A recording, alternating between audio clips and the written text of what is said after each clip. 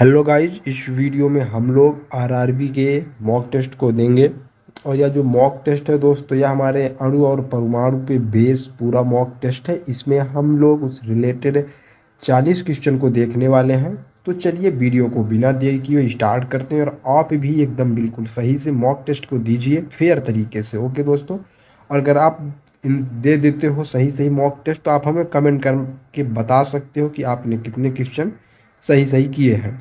Okay दोस्तों, चलिए video को स्टार्ट करते हैं एंड पहला क्वेश्चन देखते हैं।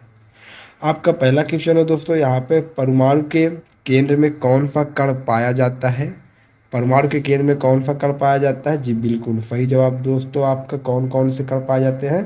प्रोटॉन और न्यूट्रॉन आपके पाए जाते हैं। प्रोटॉन और न्यूट्रॉन पाए जाते हैं, तो ऑप्शन नंबर डी आपका बिल्कुल सही जवाब हो जाएगा। अगला क्वेश्चन है, अणु किससे मिलकर बनते हैं दोस्तों? तो अणु किससे मिलकर बनते हैं? जी बिल्कुल सही जवाब दोस्तों, परमाणु से मिलकर अणु बनते हैं। किससे मिलकर बनते हैं? परमाणु से मिलकर अणु बनते हैं। अगला क्वेश्चन है, परमाणु के केंद्र को क्या कहते हैं दोस्तों? परमाणु के केंद्र को न्यूक्लियस कहते हैं। क्या कहते हैं? न्यूक्लियस कहते हैं। ओके, न्यूक्लियस कहते हैं। अगला क्वेश्चन है आपका यहाँ पे दोस्तों, तत्व का सबसे छोटा कण क्या कहलाता है? तत्व का सबसे छोटा कण क्या कहलाता है? जी बिल्कुल सही जवाब, परमाणु कहलाता है। क्या कहलाता है? परमाणु कहलाता है। ओके, अगला क्वेश्चन है आपका, अणु में कितने प्रकार के कण होते हैं? तो अणु में आपके 3 प्रकार के कण होते हैं। कौन कौन से होते हैं? इलेक्ट्रॉन, प्रोटॉन और न्यूट्रॉन होते हैं। अगला क्वेश्चन है, परमाणु संख्या किसे दर्शाती है? तो परमाणु संख्या प्रोटॉनों की संख्या को दर्शाती है। किसकी संख्या को दर्शाती है? प्रोटॉनों की संख्या को दर्शाती है। ओके, चलिए कौन सा ऑप्शन सही होगा? ऑप्शन नंबर बी आपका बिल्कुल सही जवाब हो जाएगा। अगला क्वेश्चन है आपका, परमाणु का द्रव्यमान संख्या किससे मिलकर बनता है? आपके ऑप्शन है proton neutron, proton electron, neutron और इलेक्ट्रॉन, या केवल प्रोटॉन। तो बिल्कुल वही जवाब दोस्तों आपका हो जाएगा ऑप्शन नंबर ए, प्रोटॉन और न्यूट्रॉन को मिलाकर द्रव्यमान संख्या बनती है। अगला क्वेश्चन है, इलेक्ट्रॉन की खोज किसने की थी? जी बिल्कुल सही जवाब, जे थॉम्सन ने इलेक्ट्रॉन की खोज की थी। अगला क्वेश्चन है, नाभिक में कौन से कण होते हैं? जी बिल्कुल सही जवाब, प्रोटॉन और न्यूट्रॉन नाभिक में होते हैं। प्रोटॉन और न्यूट्रॉन नाभिक में होते हैं। अगला क्वेश्चन है आपका, परमाणु में इलेक्ट्रॉन किस ओर स्थित रहते हैं? जी बिल्कुल सही जवाब, नाभिक के बाहरी कक्षाओं में इलेक्ट्रॉन स्थित रहते हैं। नाभिक के कक्षाओं में इलेक्ट्रॉन स्थित रहते हैं, बाहर की कक्षाओं में। ओके, चलिए अगला क्वेश्चन है आपका यहाँ पे, हाइड्रोजन परमाणु में कितने प्रोटॉन होते हैं? जी बिल्कुल सही जवाब, 1 प्रोटॉन होता है हाइड्रोजन में। अगला क्वेश्चन है, कौन सा कण नकारात्मक ऊर्जा चार्ज करता है?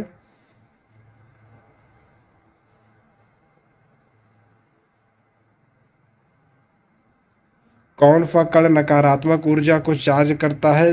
बताइए। बिल्कुल सही जवाब दोस्तों आपका हो जाएगा यहाँ पे इलेक्ट्रॉन जो होता है या ऋणावेशित होता है, मतलब नकारात्मक ऊर्जा मतलब ऋणात्मक ऊर्जा को चार्ज करता है। अगला क्वेश्चन है, अणु क्या होते हैं? अणु क्या होते हैं? बिल्कुल सही जवाब दोस्तों, परमाणुओं के समूहों को अणु कहते हैं। क्या कहते हैं? परमाणुओं के समूहों को अणु कहते हैं। अगला क्वेश्चन है, रदरफोर्ड के परमाणु मॉडल के अनुसार नाभिक का आकार कैसा होता है? नाभिक का आकार छोटा व ठोस होता है। क्या होता है? छोटा व ठोस होता है। अगला क्वेश्चन है, नाभिकीय द्रव्यमान में किसका सम्मिलित रूप है? नाभिकीय द्रव्यमान किसका सम्मिलित रूप है? तो प्रोटॉन और न्यूट्रॉन का सम्मिलित रूप है नाभिकीय द्रव्यमान। अगला क्वेश्चन है, परमाणु का केंद्र किससे बना होता है? तो परमाणु का केंद्र प्रोटॉन और न्यूट्रॉन से बना होता है। प्रोटॉन और न्यूट्रॉन से परमाणु का केंद्र बना होता है। इलेक्ट्रॉन का चार्ज क्या होता है? तो इलेक्ट्रॉन का चार्ज नकारात्मक होता है, मतलब ऋणावेशित होता है। अगला क्वेश्चन है, तत्वों की पहचान किससे होती है? तो तत्वों की पहचान प्रोटॉनों की संख्या से होती है। तत्व की पहचान प्रोटॉनों की संख्या से होती है। परमाणु में प्रोटॉन और न्यूट्रॉन को मिलाकर क्या कहा जाता है? जी बिल्कुल सही जवाब दोस्तों आपका, नाभिक या फिर न्यूक्लियस दोनों कहा जाता है। ओके, न्यूक्लियस कह सकते हो या फिर आप नाभिक भी कह सकते हो। तो ऑप्शन नंबर डी आपका सही जवाब हो जाएगा। ए और सी दोनों ऑप्शन सही हैं। किस वैज्ञानिक ने परमाणु का प्लम पुडिंग मॉडल प्रस्तावित किया था? तो किस वैज्ञानिक ने प्लम पुडिंग मॉडल को प्रस्तावित किया था?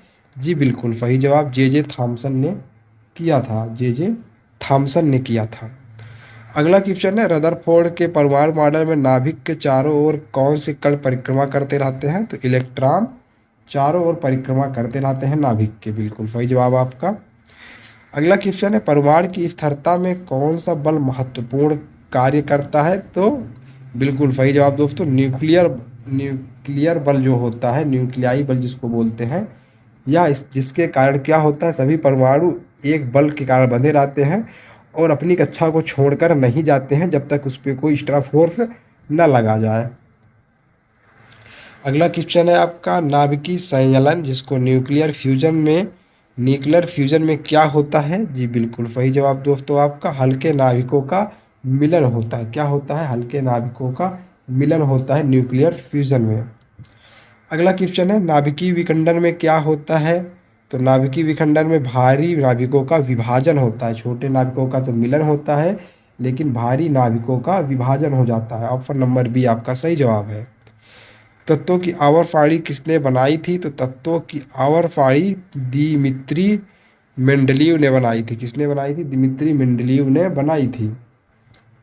अगला क्वेश्चन है, परमाणुओं का सबसे हल्का कण कौन सा है? तो परमाणुओं का सबसे हल्का कण इलेक्ट्रॉन है।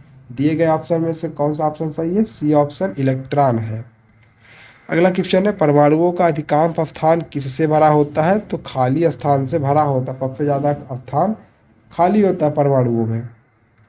अगला क्वेश्चन है, परमाणुओं के अंदर कौन सा बल न्यूक्लियस को स्थिर रखता है? कौन सा बल न्यूक्लियस को स्थिर रखता है? जी बिल्कुल सही जवाब दोस्तों, मजबूत नाभिकीय बल, जिसके कारण सारे परमाणु स्थिर होते हैं। ओके, चलिए अगला क्वेश्चन है आपका दोस्तों, यहाँ पर किस परमाणु मॉडल ने इलेक्ट्रॉनों को विशिष्ट कक्षाओं में रखा है? तो बिल्कुल सही जवाब दोस्तों, बोहर मॉडल ने परमाणुओं को क्या रखा है? एक विशिष्ट कक्षाओं में रखा है बोहर मॉडल ने। अगला क्वेश्चन है आपका, इलेक्ट्रॉन का द्रव्यमान प्रोटॉन के द्रव्यमान के मुकाबले कैसा होता है?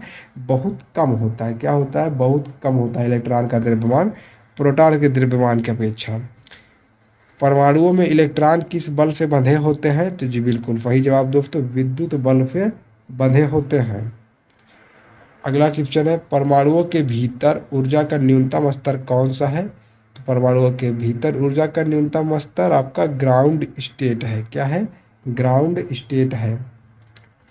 अगला क्वेश्चन है, किस तत्व के समस्थानिक किसी तत्व के समस्थानिक किसमें भिन्न होते हैं? किसमें भिन्न होते हैं किसी तत्व के समस्थानिक? जी बिल्कुल सही जवाब दोस्तों, न्यूट्रॉनों की संख्या में विभिन्न अलग होते हैं जो समस्थानिक हैं। अगला क्वेश्चन है, कार्बन 12 और कार्बन 14 क्या है? तो ये दोनों आपस में समस्थानिक हैं। और इसमें क्या भिन्न रहेगा? इसमें न्यूट्रॉनों की संख्या भिन्न रहेगी। अगला क्वेश्चन है, किसी परमाणु के सबसे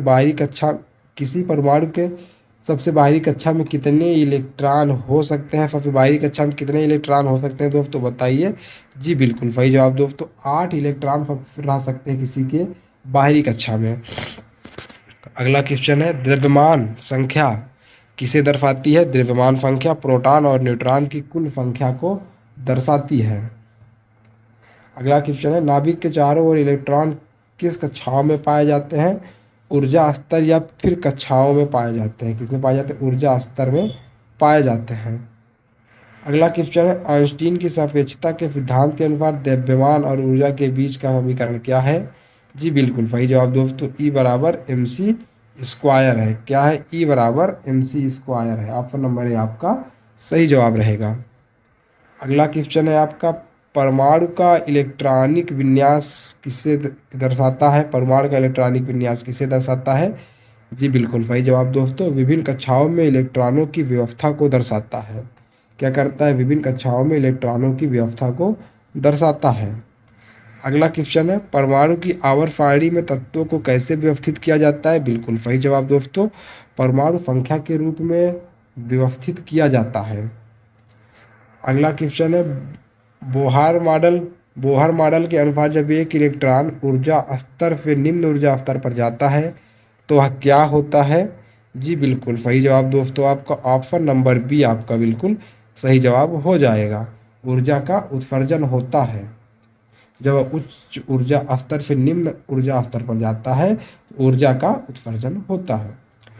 तो दोस्तों इस वीडियो में हमने 40 क्वेश्चन देखा जो कि आपके एग्जाम की दृष्टि से महत्वपूर्ण क्वेश्चन है। आपके railway loco pilot, group D और आरपीएफ सारे के सारे एग्जाम में बहुत ही महत्वपूर्ण है दोस्तों। तो इस वीडियो में इतना ही दोस्तों, हम लोग अगले वीडियो में मिलते हैं, तब तक के लिए बाय बाय।